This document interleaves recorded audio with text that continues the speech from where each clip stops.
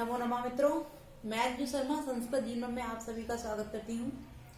तो जैसा कि हम लोग अपनी व्याकरण की कक्षा में उपस्थित हैं, तो अभी तक जितने भी मित्र हमारे साथ लाइव जुड़ चुके हैं उन सभी मित्रों से मैं ये कहना चाहूंगी कि वो लोग अपने मित्रों के साथ वीडियो की लिंक को शेयर कर दीजिए, जिससे कि वीडियो के साथ अधिक से अधिक लोग लाइव जुड़ जाएं। और अभी तक जिन लोगों ने चैनल को सब्सक्राइब नहीं किया है, वो सभी लोग चैनल को सब्सक्राइब कर लें, जिससे कि मेरी आने वाली सभी वीडियो का नोटिफिकेशन आपको समय से मिलता रहे। तो जो मित्र हमारे साथ लाइव जुड़े हैं उनमें प्रीति यादव जी हैं, मोहिनी, शालिनी सिंह, सुमन, कमलेश पाटीदार, गजेंद्र सिंह और राजेंद्र सिंह जी हमारे साथ ऑनलाइन जुड़े हुए हैं।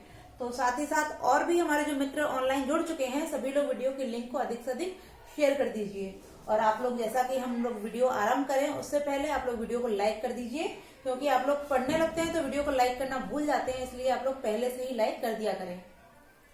तो कल की कक्षा में जैसे कि हम लोगों ने पंचमी विभक्ति के सूत्रों का अध्ययन किया था और उनमें हम लोगों ने 2 सूत्रों का अध्ययन पूर्ण कर लिया था और जो तीसरा सूत्र था हमारा ये चल रहा था। तो कल की क्लास में हम लोगों ने आख्यातोपयोगे और अंतर्धव येना आदर्शनम इच्छति दोनों सूत्रों का अध्ययन कर लिया था। और जो हमारा ये सूत्र था, अब जैसा कि हमने आपको बता दिया था, इस सूत्र से संबंधित कुछ चीजें हम लोगों ने कल क्लियर कर ली थी कि अन्याराधित ऋते दिक् शब्दांच उत्तर पदाजहि युक्ते।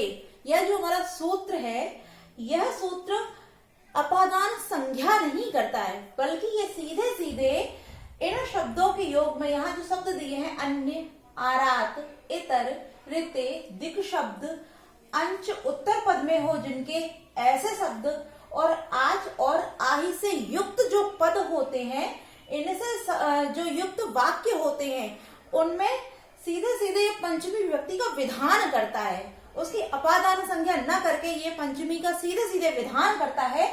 इसलिए जो हमारा सूत्र है ये हमारा विधि सूत्र है, क्योंकि ये विधान करता है और विधान करने के कारण ही ये जो हमारा सूत्र है वो कैसा सूत्र है, ये विधि सूत्र है। जो अपादान संज्ञा को करते हैं वो संज्ञा सूत्र होते हैं और जो सीधे सीधे विभक्तियों का विधान कर देते हैं वो विधि सूत्र होते हैं। तो हमने आपको बता दिया कि ये जो सूत्र है वो विधि सूत्र है। साथ ही साथ ये जो सूत्र हमारा आता है इसको हम उपपद विभक्ति के अंतर्गत भी रख सकते हैं, क्योंकि ये इन शब्दों के योग में ही पंचमी का विधान करता है।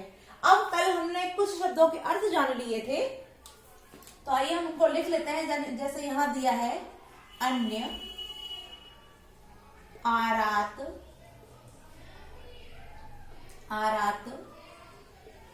इतर।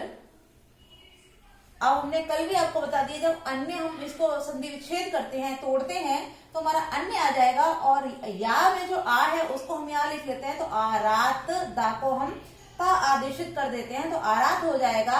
अब दा में क्योंकि ई मिली हुई है, हम ई को निकाल देंगे तो ई और त इतर हो जाएगा। और उसके बाद ये जो हमारा ता पे रा उड़ रहा है तो इससे हो जाएगा ये ऋते। तो पहले हम इन 4 शब्दों के ही विषय में जान लेते हैं, तत्पश्चात जो आगे का सूत्र है उसके विषय में जानेंगे। तो सबसे पहले हम इन शब्दों के अर्थ को जान लेते हैं कि जो ये शब्द हैं इनके अर्थ क्या होते हैं। तो जो हमारा अन्य होता है, अन्य का तात्पर्य होता है भिन्न। अन्य का अर्थ होता है भिन्न। आरात माने होता है समीप। समीप के अर्थ में हम आरात शब्द का प्रयोग करते हैं। इतर माने भी क्या होता है, भिन्न होता है। इतर माने भी दूसरा। इतर अर्थात ये नहीं, इससे इतर, इतर मतलब दूसरा, तो दूसरा मतलब भिन्न। यहां भी जो इसका अर्थ निकलेगा वो क्या निकल आएगा, भिन्न। और ऋते माने होता है बिना। ऋते माने होता है बिना। अब इन चारों शब्दों के हम पहले अर्थ को जान लेते हैं, क्योंकि इनके जो शब्दों से युक्त वाक्य जो हैं उनमें किस प्रकार से पंचमी का विधान होता है। अब हमने बताया कि इन शब्दों से युक्त जो भी हमारे वाक्य होंगे वहां अपादान संज्ञा ना होकर सीधे सीधे पंचमी व्यक्ति का विधान कर दिया जाएगा। इसका हम उदाहरण देखते हैं। जैसे अब क्योंकि यहाँ अन्य और इतर दोनों का अर्थ एक ही है, क्या है, भिन्न, तो इन दोनों का हम एक ही उदाहरण देख लेते हैं। जैसे अन्यो, इतरो,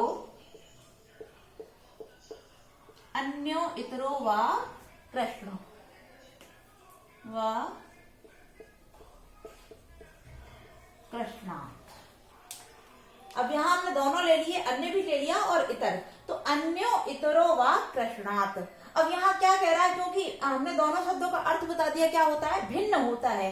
तो यहाँ इसमें कहा जा रहा है कि कृष्ण से भिन्न, कृष्ण से भिन्न, और कृष्ण से भिन्न करने के कारण जो कृष्ण शब्द है हमारा, इसमें पंचमी विभक्ति का जो विधान है वो कौन सा सूत्र कर रहा है, क्योंकि कृष्ण से भिन्न बताने के लिए यहाँ जो शब्द प्रयुक्त हुए हैं वो कौन हुए हैं, अन्य और इतर। इसको आप एक एक करके लिखना चाहें तो वो भी लिख सकते हैं, जैसे अन्यो कृष्णात, आप लोग कंफ्यूज मत होइए, या इतरो इतरो कृष्णात, इतरो कृष्णात। तो यहाँ क्या हो गया कि अन्यो कृष्णात अर्थात कृष्ण से भिन्न, कृष्ण से जो भिन्न है, जो कृष्ण नहीं है, कृष्ण नहीं है, कृष्ण से भिन्न है, जो कृष्ण से अलग है या भिन्न है। ऐसे ही इसका भी अर्थ हो जाएगा कि कृष्णात इतरो, इतरो कृष्णात अर्थात कृष्ण से भिन्न। दोनों ही शब्दों का जो अर्थ हो जाएगा हमारा वो क्या हो रहा है, कृष्ण से भिन्न, कृष्ण से भिन्न।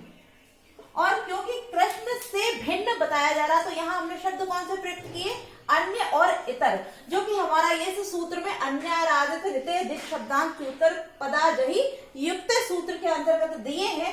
इन दोनों शब्दों का प्रयोग करने के कारण, क्योंकि कृष्ण से भिन्नता दिखाई जा रही है और कृष्ण से भिन्नता दिखाए जाने के कारण कृष्ण में ही यहाँ पंचमी व्यक्ति का विधान कर दिया गया है। अब क्योंकि पंचमी का विधान किया है और दोनों सूत्र आए हैं, तो हमने जान लिया कि यहाँ जो पंचमी होगी वो किस सूत्र से होगी, तो ये हमारा जो सूत्र है इससे यहाँ पंचमी का विधान कर दिया जाएगा। अब अपना अगला उदाहरण इसी में देखते हैं। अगला है जो हमारा आराध, तो इसका उदाहरण देखते हैं। आराध वनात, तो यहाँ इसमें क्या बता रहा है, आराध का अर्थ होता है समीप, के वन के समीप। अब यहाँ वन के साथ समीपता बताए जाने के लिए जो आराध शब्द है इसको प्रयोग करने के कारण भी इस सूत्र के द्वारा ही यहाँ वन जो है इसमें पंचमी व्यक्ति का विधान कर दिया गया है। तो आराध शब्द प्रयुक्त है क्योंकि यहाँ लिखा हुआ युक्ते, कौन से, ये जितने शब्द हमारे बताए जा रहे इनसे युक्त जो होगा, युक्ते माने युक्त जो होगा उसकी पंचमी व्यक्ति हो जाती है, उसमें पंचमी हो जाती है।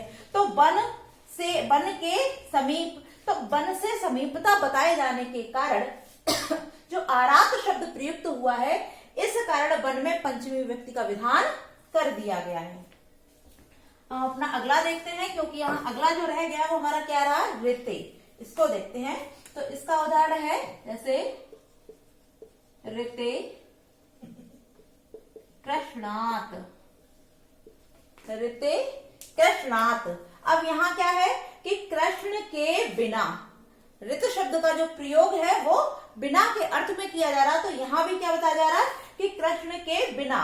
अब ऋते शब्द का जब हम प्रयोग करते हैं तब तो यहाँ पंचमी का ही विधान होगा, किंतु जब हम पृथक विना नाना तृतीया सूत्र का प्रयोग करते हैं तो वहां द्वितीय, तृतीय और पंचमी तीनों होती हैं। किंतु आप इस चीज को ध्यान रखिए क्योंकि यहाँ शब्द क्या है, कृष्ण के बिना, कृष्ण के बिना है, लेकिन यहाँ ऋते शब्द का प्रयोग किया गया, ऋते, जो कि हमारे यहाँ सूत्र में दिया है अन्य आराध ऋते, अन्य आराध इतर ऋते, ऋते यहाँ दिया है इस सूत्र में। इस कारण यहाँ जो पंचमी हुई, कृष्ण में जो पंचमी हुई है वो इस सूत्र के द्वारा ही यहाँ पंचमी की गई है। ठीक है, तो ये चार शब्द जो हमारे दिए गए थे, क्योंकि यहाँ इस सूत्र में 8 शब्द प्रयुक्त होते हैं, तो 8 के योग में युक्त होने पर ही वहां पंचमी होती है। तो जो 4 शब्द थे इनका अध्ययन हम लोगों ने कर लिया है, और ये क्योंकि सिंपल भी है तो कोई दिक्कत नहीं आई होगी आपको। अब जो हमारे आगे के कुछ शब्द दिए हैं इनमें हो सकता है कि थोड़ी सी समस्या आए, किंतु आप लोग थोड़ा सा ध्यान देते रहेंगे तो कोई दिक्कत नहीं होगी। आगे हमारा बोला गया है दिक् शब्द, आगे कहा जा रहा है दिक् शब्द। तो दिक् शब्द कौन होते हैं, जो दिशावाची होते हैं, दिशावाची जो शब्द होते हैं। ठीक है, अब पहले हम एक एक शब्द को ही समझते चलते हैं। तो यहाँ दिक् शब्द जो है, दिक् शब्द, तो जो दिक् शब्द है तात्पर्य दिशावाची है। अब यहाँ क्या बता रहे हैं कि जब दिशावाची शब्द जो है वो देश और काल के योग में प्रयुक्त किए जाते हैं। देश और काल दोनों चीजें आप ध्यान रखिए कि जो दिशावाची शब्द है वो देश और काल, देश और काल के योग में प्रयोग किए जाते हैं, तभी वहां पर उसमें पंचमी व्यक्ति का प्रयोग किया जाता है, अर्थात तभी वहां पर पंचमी व्यक्ति होती है। जैसे इसके लिए हम एक उदाहरण देखते हैं। हमारा उदाहरण हो जाता है पूर्वोग्रामात्।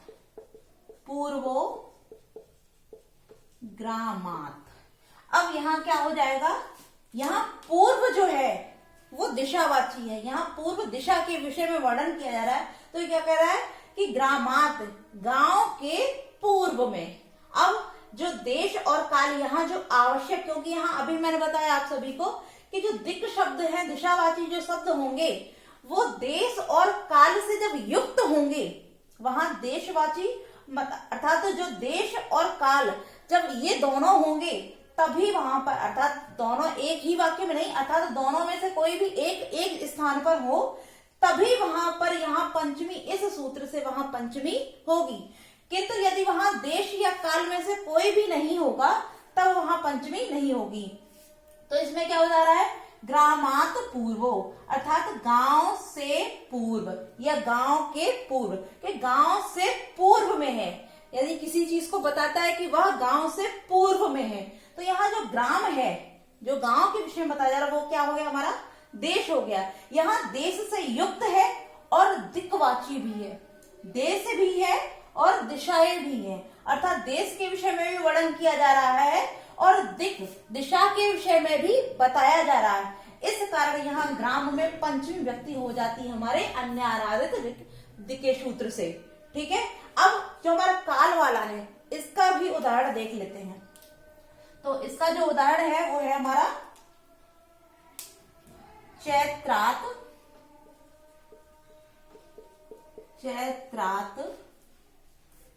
पूर्वः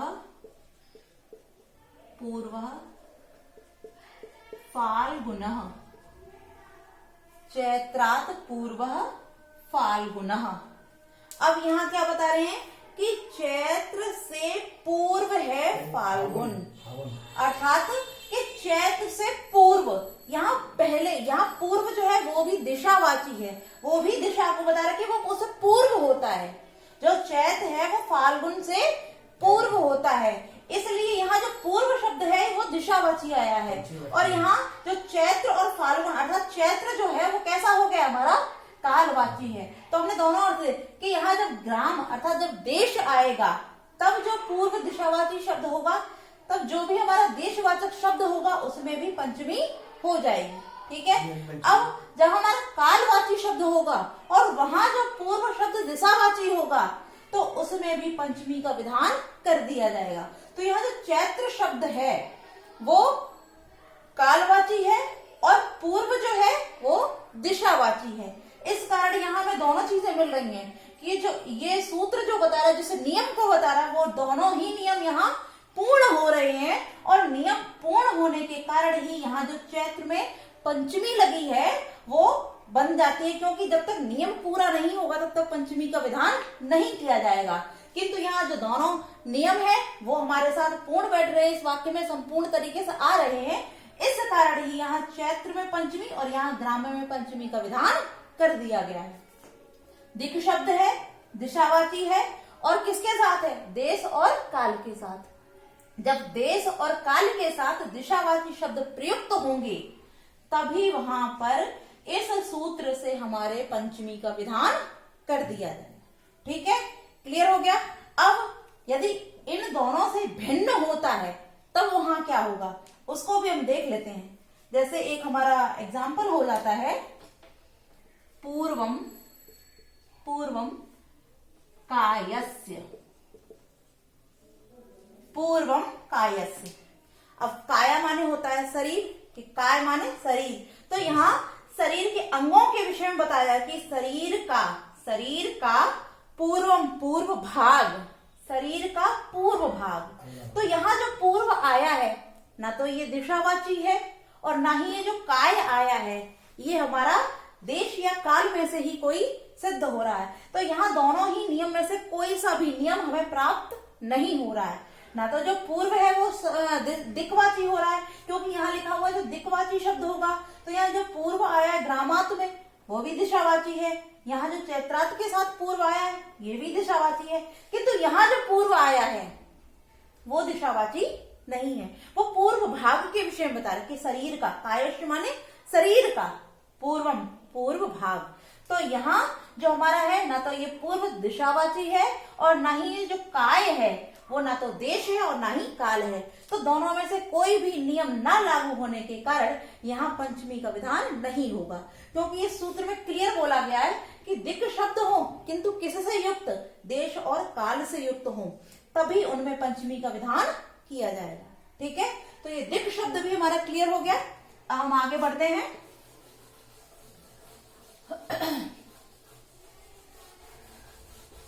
अब इस सूत्र में कहा जा रहा है, क्योंकि हमने यहां तक पढ़ लिया दिक् शब्द, हमारे 4 ये शब्द हो गए, अन्य, आरात, इतर, ऋते और दिक् शब्द 5वां। अब बोल रहा है कि अंच उत्तर, अंच हो उत्तर में जिसके, अर्थात ऐसे पद माने ऐसे पद, ऐसे शब्द जिनके उत्तर में हो क्या, अंच।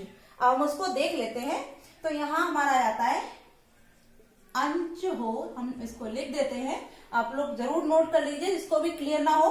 तो अंच हो उत्तर में जिसके ऐसे पद, क्योंकि यही बोला अंच उत्तर पद, तो अंच हो जिसके उत्तर में ऐसे पद। अब हम इसको देख लेते हैं कि अंच उत्तर में कैसे होता है। तो हम यहाँ लिखते हैं प्र हमारा उपसर्ग है और इसके बाद हमारा है अंच, प्र हमारा उपसर्ग है, इसके बाद जैसा कि ये बोल रहा है कि अंच उत्तर में हो, तो अंच जो हमारा है वो उत्तर में हो गया, पूर्व में नहीं है, उत्तर में है। तो इसका जो अर्थ हो जाएगा वो क्या हो जाएगा, प्राक। एक और लिख लेते हैं हम, जैसे प्रति धन अंच,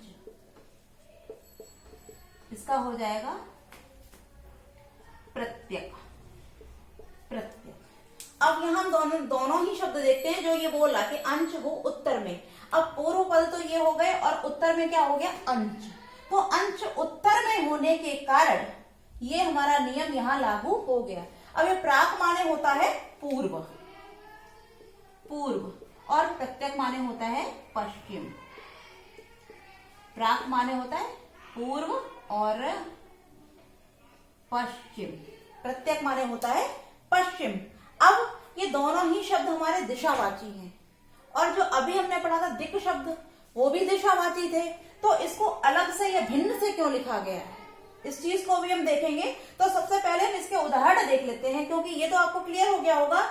जिसके उत्तर में हो ऐसे शब्दों से युक्त होने पर ही वहां पंचमी का विधान इस सूत्र से, अन्य, आराधित, ऋते, दिक्वाचक सूत्र से हमारा हो जाता है। उदाहरण देखते हैं, इसका भी हो जाएगा। जो उदाहरण है हमारा वो हो जाएगा प्राक ग्रामात,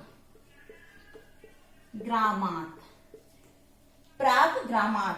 और अर्थ भी इसका वही होगा जो अभी हमने दिक्वाची शब्द में पढ़ा था कि गांव से पूर्व। और प्रत्यक का भी देख लेते हैं, तो प्रत्यक ग्रामात, और इसका अर्थ हो जाएगा गांव से दक्षिण की ओर। यहाँ गांव से पूर्व और यहाँ गांव से दक्षिण, दोनों ही अर्थ। अब हमने दोनों शब्द अभी देखा कि यहाँ पूर्व है, यहाँ पश्चिम है, ये प्राक है, ये प्रत्यक, अर्थात ये पूर्व और ये पश्चिम। तो दिक् शब्द के साथ ही इसको क्यों नहीं जोड़ा गया। तो एक षष्ठी व्यक्ति का हमारा सूत्र होता है षष्ट्यर्थ सर्थ प्रत्ययन। उस सूत्र से यहाँ षष्ठी का विधान हो रहा था, और उस षष्ठी के विधान को रोकने के कारण ही इस चीज को अलग से बोला गया कि अंश उत्तर में हो जिसके ऐसे पदों में भी इस सूत्र से पंचमी का विधान हो जाता है। ठीक है, तो ये क्लियर हो गया है हमारा। अब इसके जो और दो शब्द रह गए हैं, आज और अहि, इन दोनों को भी हम देख लेते हैं, क्योंकि मैंने अभी बताया यह सूत्र हमारा 8 शब्दों के योग में लगता है, तो हमने 6 का अध्ययन कर लिया। अब देखते हैं हमारे जो और रह गए हैं, आज और अहि, आज और आहि, आहि। अब ये क्या होते हैं, आज और आहि, इन दोनों का अर्थ होता है दूर, इन दोनों का ही अर्थ होता है दूर। आज और आहि दोनों का अर्थ होता है दूर।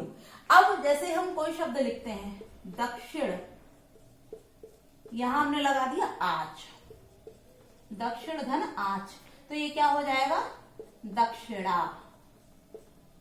दक्षिणा। अब दक्षिण के साथ जब हम जोड़ते हैं आहि, दक्षिण धन आहि, तो ये हो जाएगा हमारा दक्षिणाहि, दक्षिणाहि। ठीक है, अब हम लोगों ने जाना कि आज और आहि दोनों का ही अर्थ क्या है, दूर है। जब हम इसको जोड़ते हैं तो दक्षिणा और दक्षिणाहि हमारे शब्द बन जाते हैं। अब इसका उदाहरण देखते हैं, जैसे ग्रामात, ग्रामात, दक्षिणा ग्रामात, दक्षिणा ग्रामात। तो इसमें क्या कहा जा रहा है कि गांव से दूर, गांव से दूर, दक्षिण की ओर। तो गांव से दूर बताया जा रहा है, किंतु क्या, दक्षिण की ओर। गांव से दूर है, दूर क्यों हो गया, क्योंकि यहाँ आच लग गया, आच लग जाने के कारण ये दूर हो, गांव से दूर, दक्षिण की ओर। इसी प्रकार जो दूसरा एग्जाम्पल हो जाएगा वो हमारा हो जाएगा दक्षिणाहि ग्रामात, दक्षिणाहि ग्रामात। और दोनों का जो शब्द अर्थ है वो भी एक जैसा ही होगा कि ग्राम से, गांव से दूर, किंतु किधर, दक्षिण की ओर। यहाँ दक्षिण की ओर बताया जा रहा है, किंतु यहाँ दूर बताया कि गांव से दूर है, किंतु किसकी ओर है, दक्षिण की ओर। तो यहाँ जो बताया गया कि आज और आहि से युक्त होते हैं ऐसे शब्द जिसके साथ हो उसमें भी पंचमी विभक्ति हो जाती है। तो हम लोगों ने जान लिया, क्योंकि दक्षिण धन आज दक्षिणा, दक्षिण धन आहि दक्षिणाहि।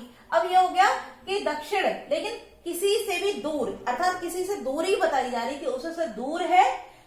तो यहाँ क्या हमने देखा कि ग्रामात दक्षिणा, गांव से दूर, किंतु किधर, दक्षिणाहि, दक्षिण की ओर, गांव से दूर, दक्षिण की ओर। ठीक है, तो हमारा जो सूत्र है अन्याराधित रेते दिक् शब्दांच उत्तर पदाजहि युक्ते, इस संपूर्ण सूत्र का हम लोगों ने आज अध्ययन कर लिया है। तो आज के लिए इतना ही। नमो नमः।